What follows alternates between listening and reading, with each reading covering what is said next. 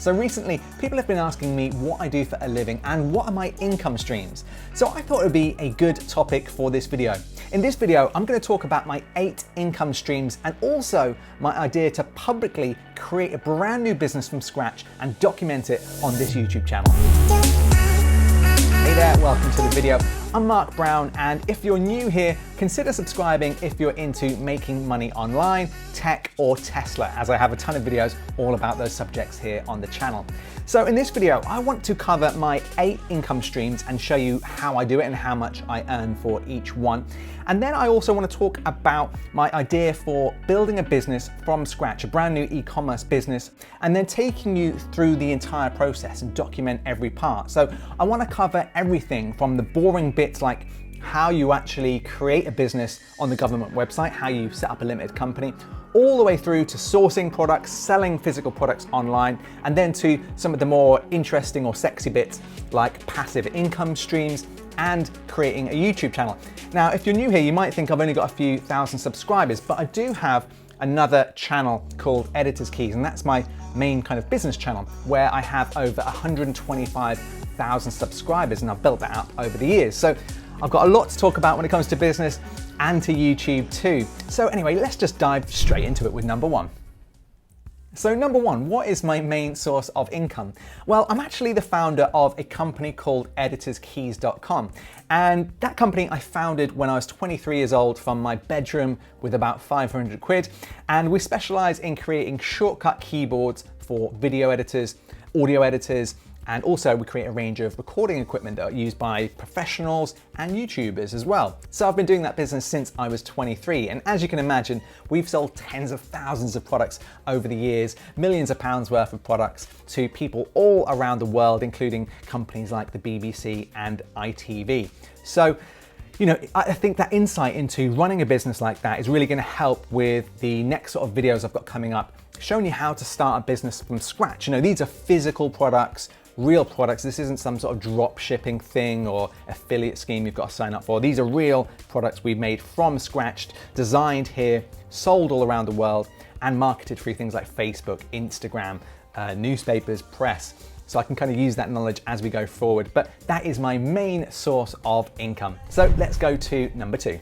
Okay, so we're on YouTube now. So let's start with YouTube and AdSense and the revenue you earn for having a YouTube channel. Now, as mentioned, I've got another channel with 125,000 subscribers. So let's jump into that. How much does a channel earn with 125,000 subscribers? Well, I can tell you that we earn roughly about $1,000 per month. Sometimes it's a bit more, sometimes like $1,300, sometimes it's a little bit less depending on how much content we've put out and the time of year. So I know a lot of you are thinking either one of two things. Either, wow, that's a lot of money to earn just for putting out a few YouTube videos. And then I know some of you are thinking, hang on, I can see you've put out hundreds of videos and hundreds of hours into that and you're only making about $1,000 a month. It doesn't sound like that much for that amount of work. Now, here's my view on it. I really, really enjoy filmmaking, editing, and putting out content. That's why I've started this channel too. I enjoy it that much. So for me, it's not just about the money, it's a hobby I like. And with the Editor's Keys channel, we didn't set that channel up to make money. That was really to build a community around the programs that we make the products for. So we weren't doing that to earn money. So for a long time, I had monetization turned off. I didn't want the adverts popping up in everyone's faces.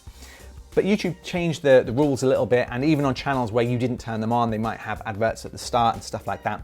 So now we monetize it, and we've monetized it for about 12 months. And as I say, we earn roughly about $1,000 a month if you take an average.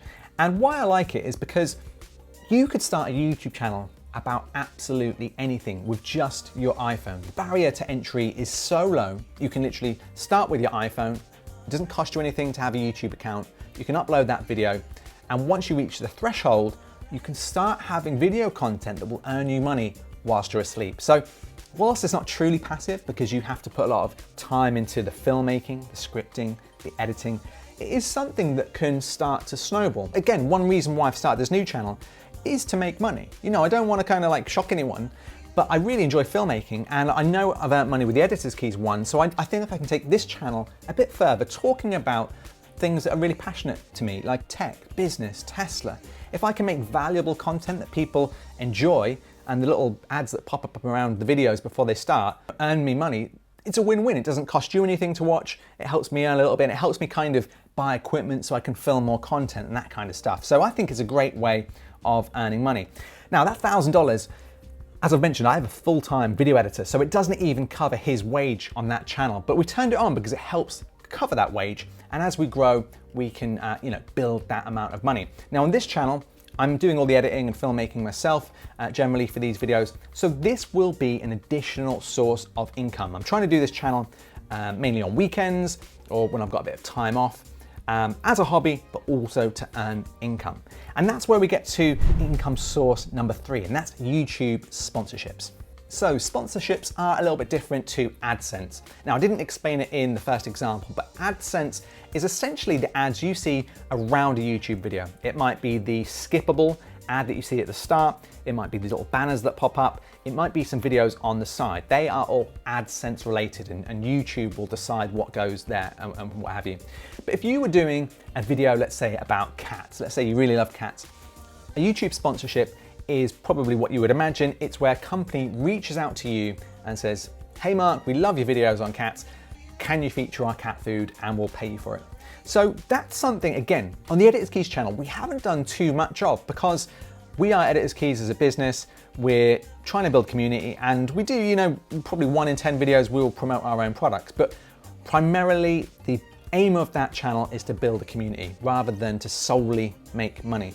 So we haven't done too many sponsorships. We have done 2 or 3 with companies like Rode, who do microphones, Yolanzi, who do tripods, but only because they're extremely related to the filmmaking process and they're not something that we sell. So we thought, we like these companies, we all help each other. When you start networking, your company may help another company and so on. So we've accepted a few of those. But if you start to build a YouTube channel, like I'm doing stuff about Tesla. So already a few companies have reached out and said, Mark, would you like to do a sponsored video on our car mats or some dash cam thing you can add to the Tesla? Now, so far I've turned all of them down because I don't want to start a channel and then straight away, seem like I'm just spamming everyone. I want to create really good content that people want to see. And then as that channel builds, I probably will accept the odd sponsorship, but only if it's absolutely right and only if it brings value to the audience. If it's something the audience would really, really want to see, and then I can make money from that personally, win-win. But I don't want to start promoting things to people that they really have no interest in, or it's maybe not a good product or service and I'm just doing it to make money. But that's a little overview of YouTube sponsors. Now, as I mentioned, for the Editor's Keys one, I can't talk about too much how much we were paid for each sponsorship, but with about 125,000 subscribers, you can get anywhere between about £1,000 to £3,000 per video. And that's if you're kind of doing a product feature video. And that's the sort of region we're in. If you're doing finance, if you're doing something else, you might earn much more. If you're doing non-related stuff to finance, you'll earn a bit less. There's different categories, based on how much people will pay and how engaged your audience is. So it's another source of income, and I'm going to talk about that more on this channel as we get more sponsorships on this channel as we go forward. Now, next up, number 4 is Amazon affiliates. Now, this only applies to Amazon. And one reason why I like Amazon affiliates is that it's just literally a link to a product you might be talking to. You link to Amazon's page and they will pay you pretty much a pittance, hardly anything, a couple of % if someone goes through and buys that product.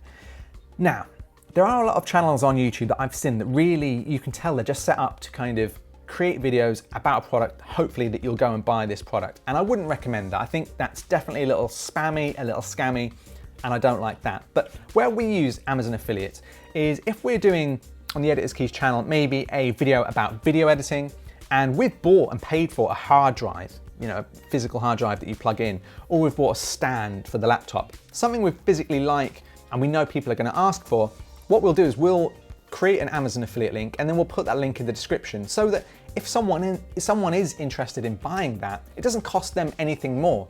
In fact, it can sometimes save them money if there's a discount on. And then if they choose to buy that, we'll earn 1 or 2%.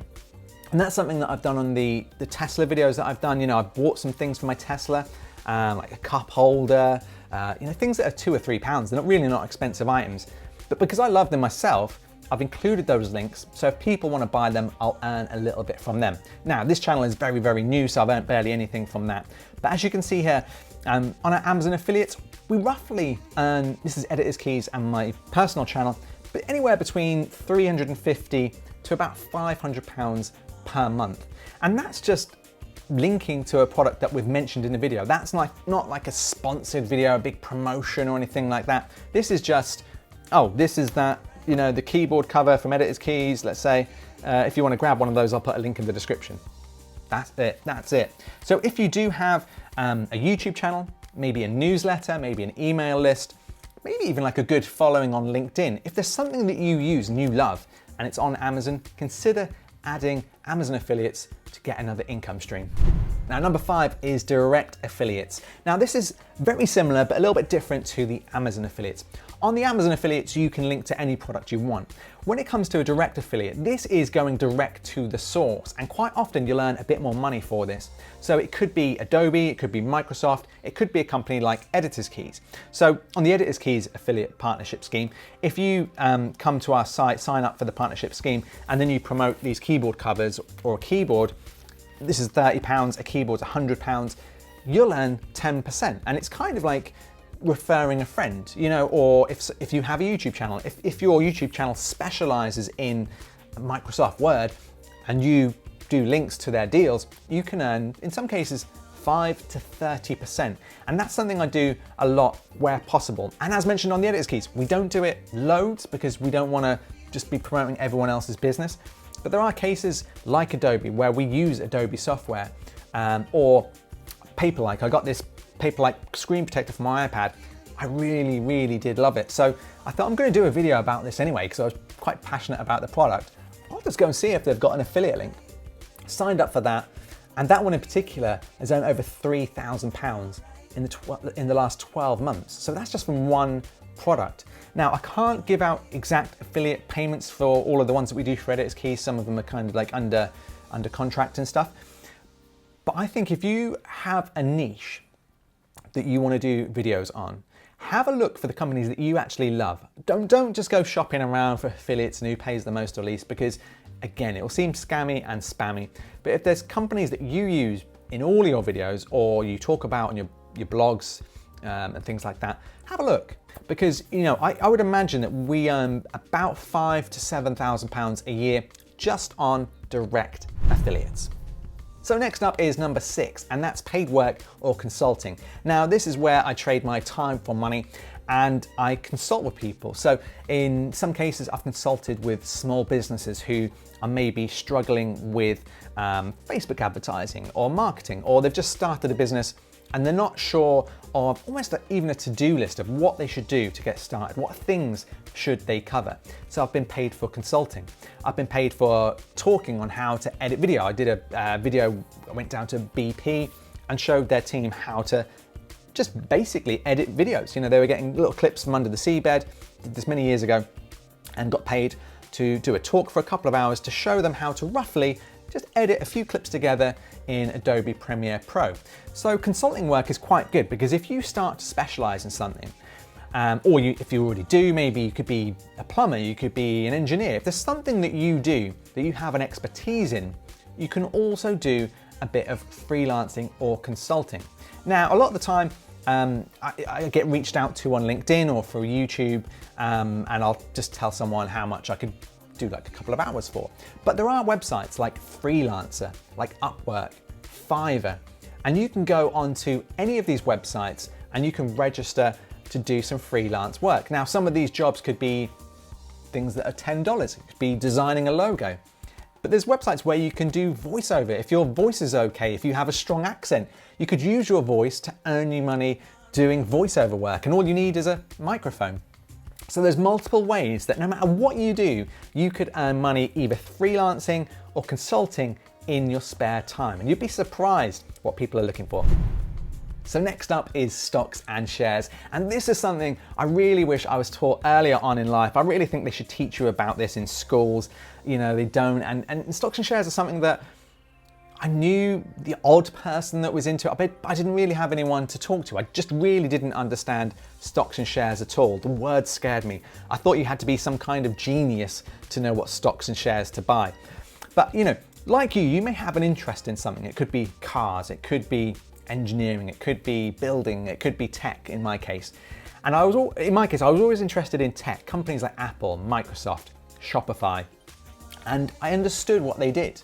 I didn't know all the numbers, I didn't know everything about every single product, but I had a very good idea about if they were to release a product, how well I would imagine it would do. And I was always fairly spot on with that assumption.